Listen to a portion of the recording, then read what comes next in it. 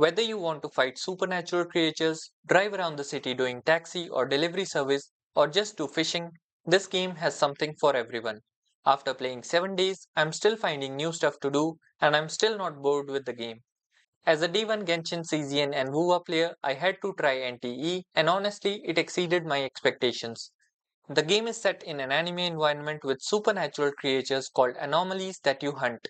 You can roam around freely fighting the enemies, drive bikes and cars, and even ask permission from NPCs to get their vehicle as an official business request. And you can explore the open world completely. Apart from this, you can also buy properties and open cafes, do deliveries, drive taxi, and play Tetris. And if everything feels a little too overwhelming, you can leave everything behind and just go fishing for the whole day. That's what I did for Ors, and honestly, it was fun. There are a lot of anime references, side quests to explore, mini boss fights which can spawn in open world at any time, and even some missions involving horror aspect. Now, let's come to the gacha part. The limited banner has no 50-50, so it's always guaranteed. The game has 6 standard S-class characters, and you can get 3 of them pretty early. You get one selector at 50 pulls and enough standard pulls to hit 1 pity. Then there's a second free selector in the mail as long as you create an account before version 1.0 ends. Remember the city building I talked about? You also get a free S6R5 main DPS character just by leveling up the city typhoon in the long run. The characters have unique animations and they are fun to play. They also have their own unique traits or gimmicks. For example, Aurelia can't climb walls, but she also doesn't take any fall damage. Ji-Yuan and a few sit different than everybody else, while Sakiri is the only one who can ride a Cerebrus.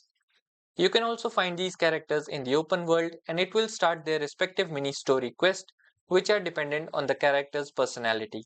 But at the end of the day, you'll be using the characters for combat, so the question is, how good is NTE's combat? Every character has a skill and an ultimate like usual, but they also have something similar to intro skills in WoWA and reactions to Genshin, but in their own unique way. You fill up a certain energy and switch to other characters to trigger a reaction, which depends on the character type, and you can chain more than 2 element reactions. The enemy combat mechanics are also cool, and some even have non-combat type mechanics like rhythm games or climbing boxes to defeat them. So far, the combat system feels good and interesting enough to keep me occupied in the game. Did I mention you also get free S-class weapons for every standard character in the game? One thing this game does different is if you get arrested by the police, you actually go to prison and you have to serve your sentence. You can work while there or pay the damages done to get out of jail time, which is hilarious, or you can just do a prison break and run out of there, which does reward you with a special prison outfit. Talking about outfits, the game has a decent collection of outfits and I hope they keep adding more later. Some of them are paid, but some of them can be bought with in-game currency. Some characters have an outfit tied to their bond level, which will unlock slowly as you give gifts and interact with the character. You can also go to dates with the character and call them in your apartments to increase their bond level. Overall, my experience has been amazing and the game has a lot to explore. No matter if you're interested in daily hobbies, city building, the combat, driving, or just open world exploration, this game is worth a try. If you enjoyed, do subscribe on YouTube for more NT content and check out Twitch for live streams.